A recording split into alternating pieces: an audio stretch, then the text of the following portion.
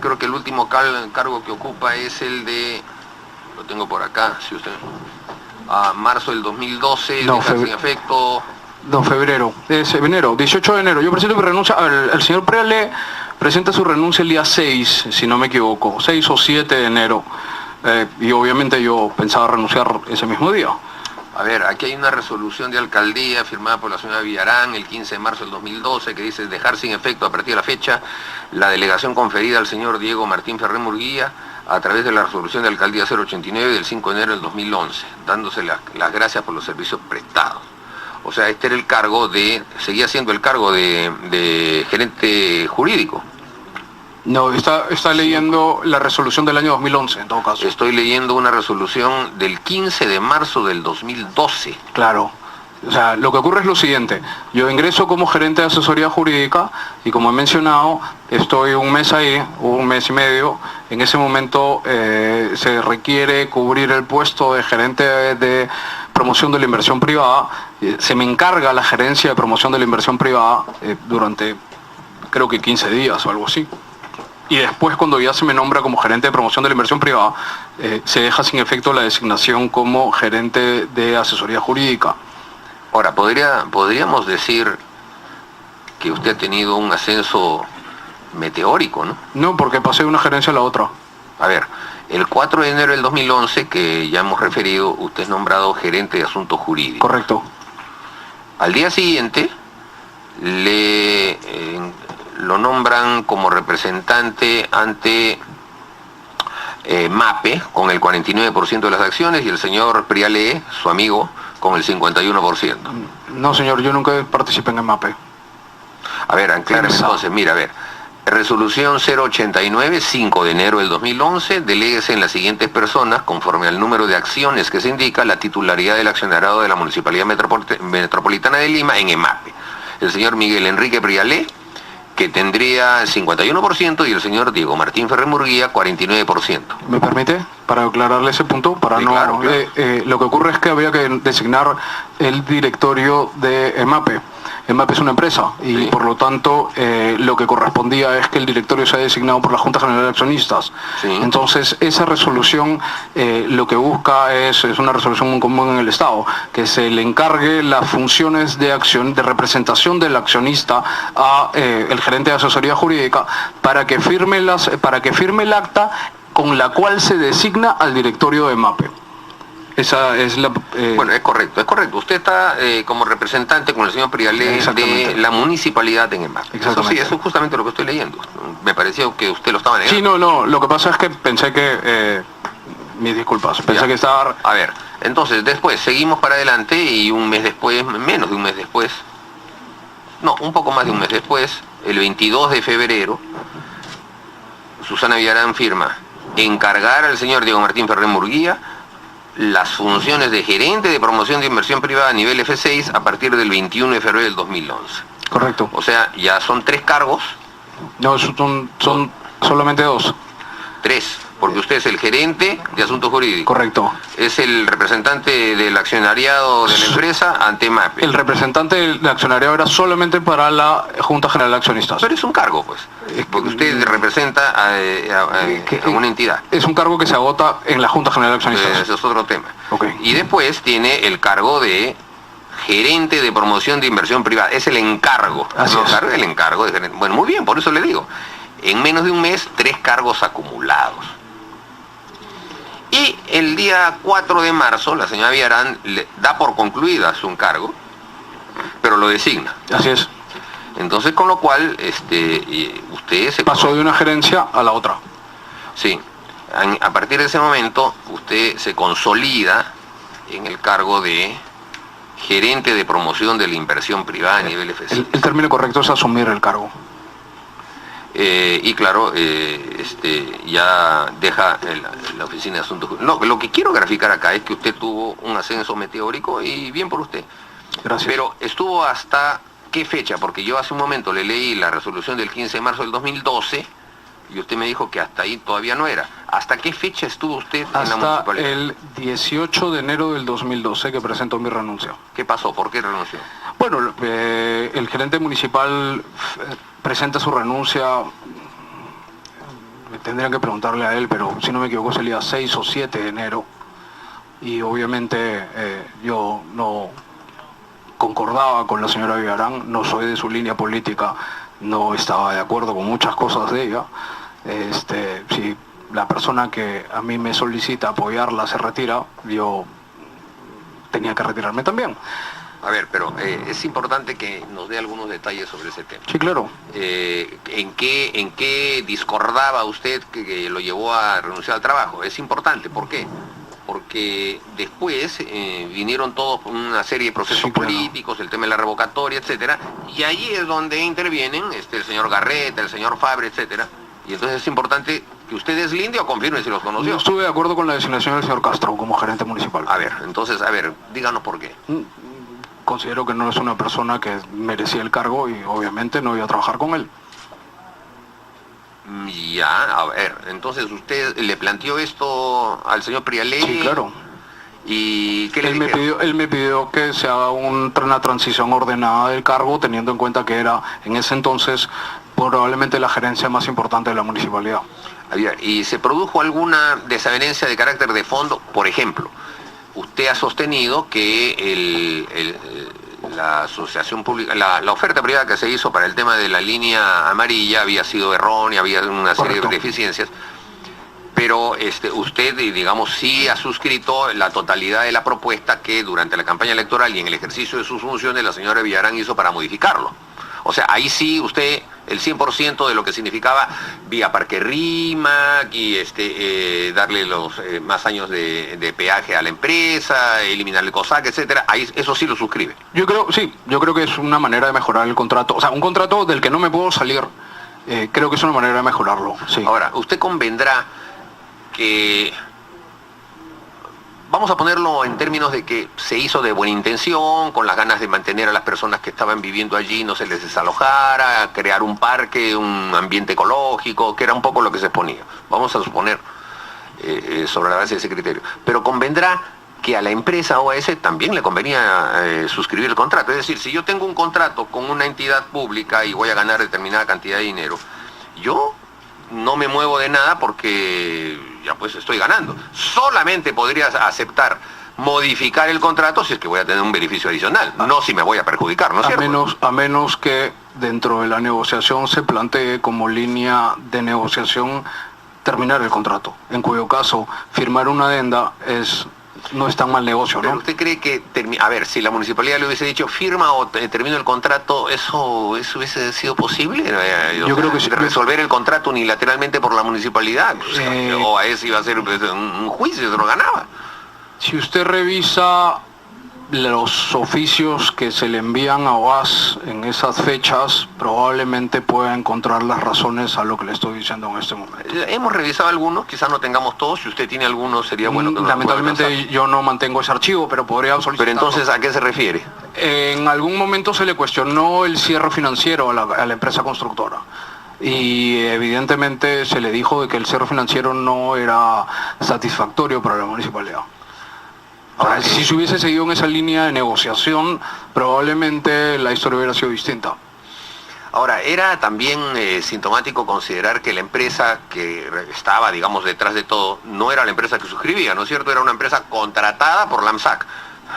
No. Claro, o sea, el contrato se firma entre la Municipalidad de Lima. Correcto. Y el consorcio Línea Amarilla. Que es una sociedad de propósito especial. Exactamente. Y esa empresa, la AMSAC, contrata a OAS. Lo que pasa es que OAS es el dueño del 100% de las acciones. Por eso, entonces, pero es una jugada, eso es algo totalmente normal en un proceso está bien, pero a la hora de la que quiebra es la que firma el contrato, no la que está contratada. Lo que ocurre es que, a ver, lo que yo entiendo es que ellos no querían quedarse con el negocio. O sea, lo que ellos querían era construir, porque ahí es donde estaban planteando una obra elefantiástica y extremadamente cara, ¿de acuerdo? Yo sí le puedo decir de que yo no estoy tan seguro de que OAS haya firmado ese contrato muy contento, porque de repente de la noche a la mañana tuvo que reconocer que estaba invirtiendo $200 millones adicionales al contrato originalmente firmado, ¿de acuerdo? Entonces, particularmente, claro, yo recuerdo que no estuvieron muy contentos con firmar esa adenda. Sí, pero tome en cuenta que ahí nomás esa empresa quebró y terminó vendiendo. Y lo que terminó vendiendo fue un contrato que Lo que termina pasa es que el bastante contrato, atractivo, ¿no? ese contrato después tiene 3 adendas, congresista. O sea, lo que pasó con ese, o sea, yo quiero enfocarlo en el tiempo, ¿de acuerdo? Ese contrato se firma en noviembre del 2009, ¿de acuerdo? La adenda se suscribe a los 4 meses que la señora Villarán había ingresado, ¿de acuerdo? Pero después, o sea, perdón, el acta se suscribe en mayo, 4 meses después que la señora Villarán ingresa. Pero después la adenda se suscribe en febrero del 2013. Entre mayo del 2011 y febrero del 2013 pasaron muchas cosas, ¿de acuerdo? Y después viene una segunda adenda y viene una tercera adenda. Cuando OAS vende la concesión, esa concesión era diametralmente distinta a como se había originalmente planteado. Ni siquiera le estoy hablando del acta del 2011, del contrato original. Entonces, obviamente ya en ese entonces ya era un negocio redondo. Le estoy citando un ejemplo. El peaje no debería hoy, con impuestos, pasar de los 4 soles 20. Sin embargo, hoy usted mismo está diciendo que el peaje cuesta 1 sol 10 más. Entonces, ¿pero en qué momento se cambia eso? Eso se cambia después. ¿Cuándo? En 2013. En febrero del 2013. Febrero del 2013, correcto. Ahí voy justamente. Pero considera conmigo en que obviamente lo que la municipalidad negoció después de que yo me retiro, le compete contestarlo a los representantes de ese entonces. De acuerdo. Usted se retira en el 2012 y después en el 2013 hubieron ya vicisitudes adicionales. Entonces, usted está como testigo para que nos cuente lo que sabe. Exactamente. Lo que sí le puedo decir, y un elemento que de repente les puede servir de análisis, ¿de acuerdo? ¿Recuerda usted que el túnel se inunda en diciembre del 2012? Enero, en el verano del 2012. Diciembre del 2012, sí. ¿De acuerdo? Entonces, ese es un evento geológico que la municipalidad nunca debió haber reconocido como propio. Bueno, pero fue la señora Villarán la que impulsó que de todas maneras se hiciera, porque estaba en un momento en el que no tenía ninguna obra, le había venido el Olón y dijo háganlo de todas maneras y no tuvo en cuenta que el río bajaba. Era evidente, pero en fin, yo lo que le quiero preguntar es lo siguiente. En el mes de marzo del año 2013 vino la famosa revocatoria y hoy estamos sabiendo que el panorama de la revocatoria en el que apareció el señor Fabre y las empresas brasileñas que apoyaron a la señora Villarán ya había tenido un antecedente con la presencia de las mismas empresas pero apoyando al señor Ollantumala, que es esta publicación que hace el Diario de Comercio. OAS y Odebrecht pagaron a publicistas de Humala. Y claro, el señor Piñeiro, que es el propietario de OAS, que ahora está acogido al régimen de colaboración eficaz en Brasil, presidenta, dio la orden pues al señor Garreta que a su vez contrató al señor Fabre para que apoyaran la campaña de la señora Villarán. En ese momento no era tan notorio, pero en la revocatoria sí, ahí salieron con todo. Y entonces ahí le pregunto a usted, ¿los vio? ¿Supo que estaban allí? ¿Supo que la empresa OAS estaba detrás del tema? O por último, mejor se lo pregunto de la siguiente manera, porque es probable que diga que no. Viendo esta información, usted hoy no ataca cabos y dice, ¿cómo es que una empresa como OAS se aventura en imponer recursos económicos en favor de la señora Villarán para evitar la revocatoria? Si como empresa que tenía un contrato le podía importar un bledo de que fuera fulano, sutano, mengano el alcalde porque ya tenía un contrato. Así es. ¿Cuál era la razón por la que tuvieran ahí una decididísima participación en la que metieron todos los recursos que ponía y una revocatoria que estaba 30 a favor, 30 puntos a favor, se volteó y evitó la revocatoria de la señora Villarán? A ver, ¿qué cabos ata usted habiendo estado en la municipalidad y habiendo conocido a la señora Villarán? Usted mismo ha dicho hace un momento que yo no puedo dar testimonio por algo que no he presenciado. Entonces, atar los cabos es su trabajo, congresista, no es el mío.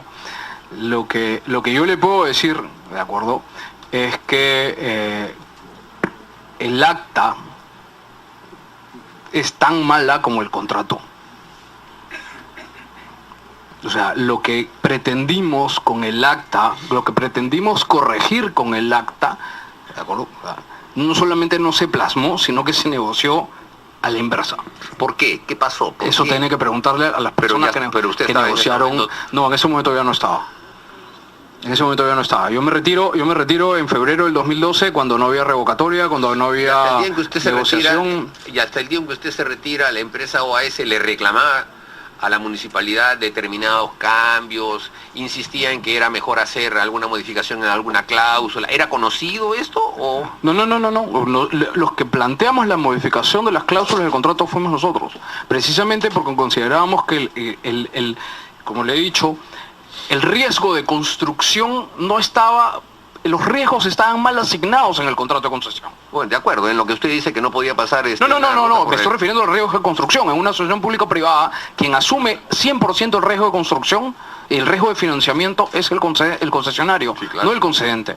¿De acuerdo? Sin embargo, acá estaban repartidos. Entonces, lo que nosotros quisimos fue llevar el tema a lo que debió ser una concesión real. ¿De acuerdo? Es más, incluso se planteó la posibilidad de que el peaje no se entregue en febrero del 2013. ¿Y qué pasó? ¿Por qué no se...? Ellos no quisieron y entonces se retiró el tema, pero obviamente la idea era volverlo a traer a la mesa de negociación cuando se negociara la adenda. En el momento que se negoció la adenda era el momento de volver a traer ese tema precisamente para evaluar el nivel de avance de la obra a febrero del 2013, que era bastante precario, y eso es público, ¿de acuerdo? Y en ese momento era el momento de volver a plantear ese tema, que no se entregaran los peajes en esa fecha.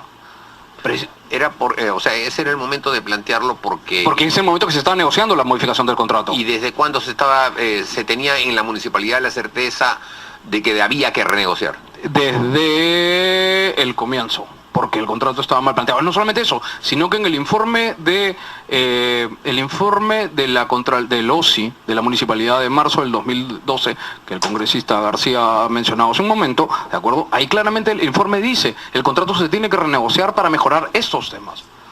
Y entre, digamos, el mes de marzo del 2012 hasta el mes de un año, hasta marzo del 2013, ¿qué era lo que existía? ¿Existía requerimientos de la municipalidad hacia el concesionario con documentos en los que le solicitaba modificaciones o viceversa? Desconozco. La documentación debe estar en GPIP. Ya, y hasta que usted estuvo, ¿ya había requerimientos? Una vez que se firmó el acta, pasamos al siguiente punto, que era la aprobación del estudio definitivo de ingeniería, que se alargó hasta diciembre de ese año, porque hubo problemas con la aprobación del CIRA, hubo problemas con la aprobación de los permisos.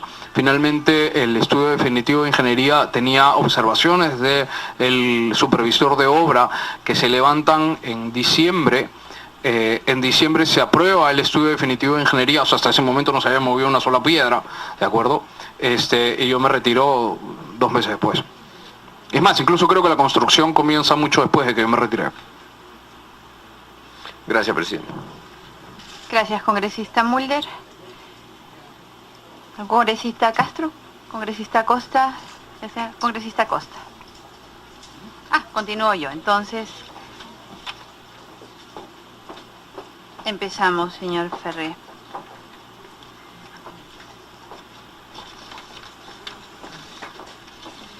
Según declaración de la señora Susana Villarán de la Puente, la exalcaldesa, a inicio de su gestión en la Municipalidad de Lima, el día que conoció al señor Valfredo de Asís, también asistió el señor José Adelmairo Piñeiro, como representantes del AMSAC, y una serie de asesores que los acompañaban. ¿Usted estuvo presente en el saludo a los señores representantes y asesores del AMSAC? No, señora, no conozco al señor Piñeiro. ¿No estuvo en esta...? No estuvo en esa reunión. Probablemente, si precisa la fecha, probablemente en ese entonces yo recién era gerente de asuntos jurídicos y por lo tanto no tenía sentido mi presencia en esa reunión, ¿no? Ella mencionó que fue una reunión en la que estuvieron presentes sus yo no funcionarios. Estuve. ¿No estuvo usted? No. ¿No conoce entonces usted a el señor Valfredo de Asís? No, sí lo conozco. A él sí. ¿No conoce a José Piñeiro? No, no lo conozco. ¿Ha participado en alguna reunión que ha tenido la señora Villarán con el señor de Asís o con el señor de Asís? No, ninguna. Ninguna. No. Ninguna que haya sido en alguna de las áreas que usted haya estado dirigiendo y la señora Villarán y los funcionarios. Ninguna. Ninguna. ¿Podría explicarnos cuál fue el procedimiento para llegar a cada uno de los acuerdos que se incluyeron en el acta de acuerdo firmada el 20 de mayo del 2011? Sí, a ver, probablemente, como he mencionado, cuando se evalúa que era mejor tratar de mejorar el contrato, lo que se hizo fue, GEPIP contrató un grupo de ingenieros para revisar técnicamente la obra y determinar si los costos de la misma estaban correctamente calculados. Adicionalmente, la GEPIP contaba en ese entonces cuenta, entiendo, con un grupo de asesores económicos que comenzó la evaluación económico-financiera del contrato.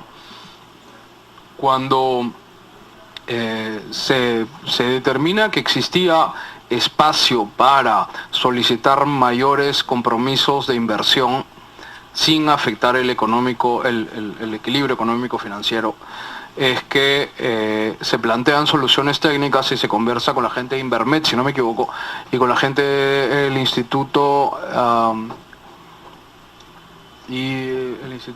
hay un instituto que maneja el tema de las obras en Lima, no recuerdo su nombre en este momento, y ellos son los que tienen un plan de desarrollo de la ciudad, y ahí constaban una serie de proyectos que la ciudad tiene pensado desarrollar por los próximos 30 años, desde el año 80 aproximadamente.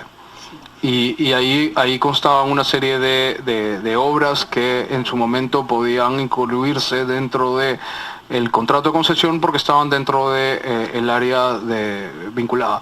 Y así fue como se comenzó a plantear las propuestas iniciales de negociación. Creo que el congresista Castro quería... Eso me corresponde a mí, gracias. Ah, ok. No,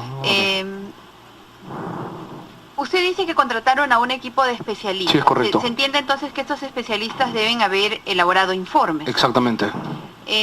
Nos inquieta, o sea, ¿usted está seguro de que existieron esos informes? Porque la Municipalidad Metropolitana nos ha respondido que no hay ningún informe que sustente esta decisión. Tiene que estar ahí, porque se pagaron y se dieron las conformidades y yo di las conformidades, así que yo le puedo decir que yo he visto esos informes. Si los informes no existen hoy, eso no le puedo decir. Pero las conformidades que acaba de mencionar. Pero sí le puedo decir que sí se contrató un equipo, ¿de acuerdo? Y sí hubieron informes y que usted mismo dio las conformidades para que se... No sé si yo di las conformidades. Es lo que acaba de decir. A ver, probablemente puede haberlo hecho el subgerente, porque probablemente el subgerente puede haber sido el área usuaria. ¿De acuerdo? Lo que sí le puedo decir es que yo sí vi los informes. Congresista Castro.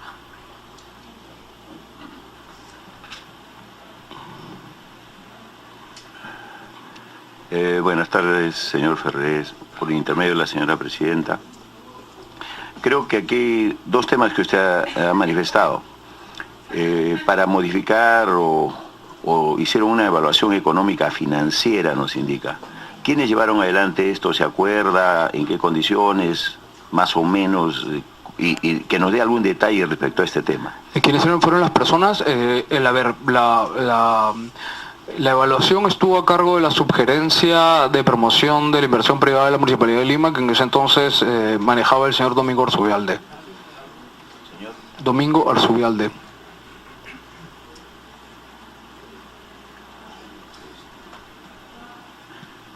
Y después también nos dice que modificaron algunos términos porque estaba, desde el punto de vista de ingeniería, tenía una serie de vacíos, etcétera, etcétera, ¿no es cierto?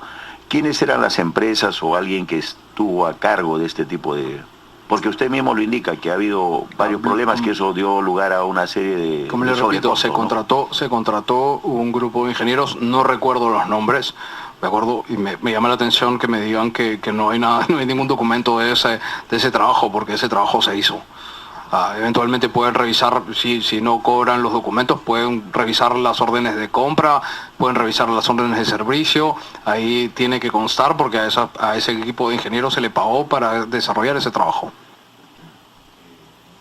Para aclarar en este tema, más o menos qué fecha se dieron este tipo de informes, tanto de evaluación económica financiera como de ingeniería. Entre febrero y mayo del 2011.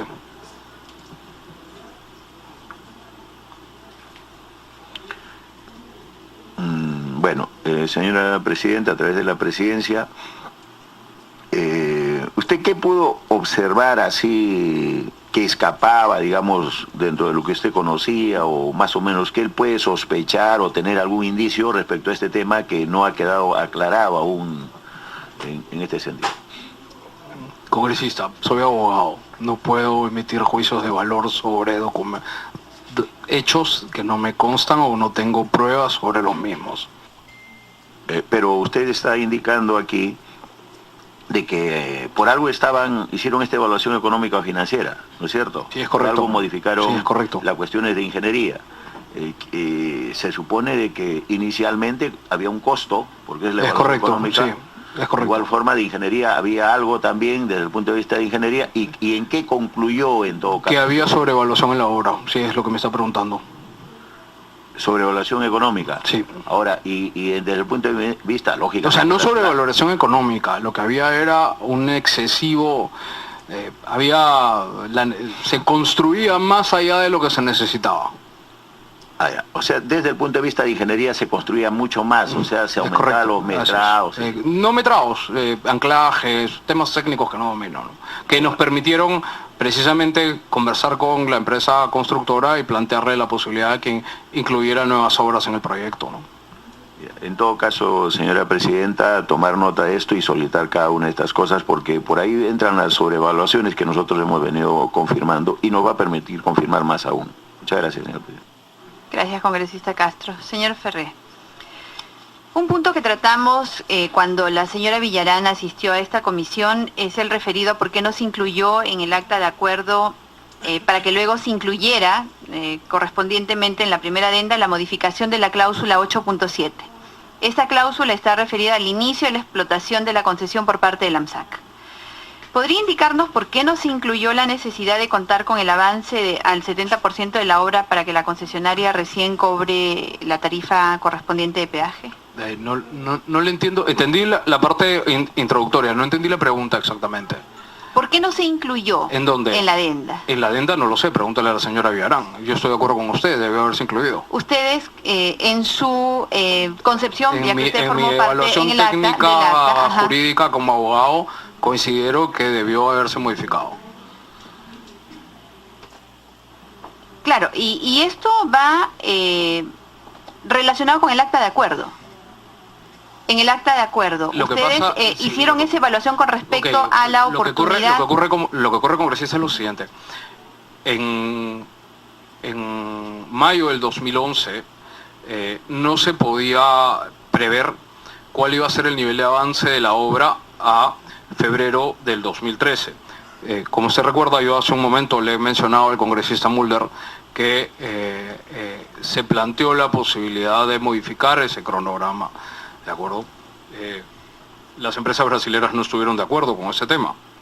Ese tema se retira del acta, que era un acta que sienta posiciones iniciales.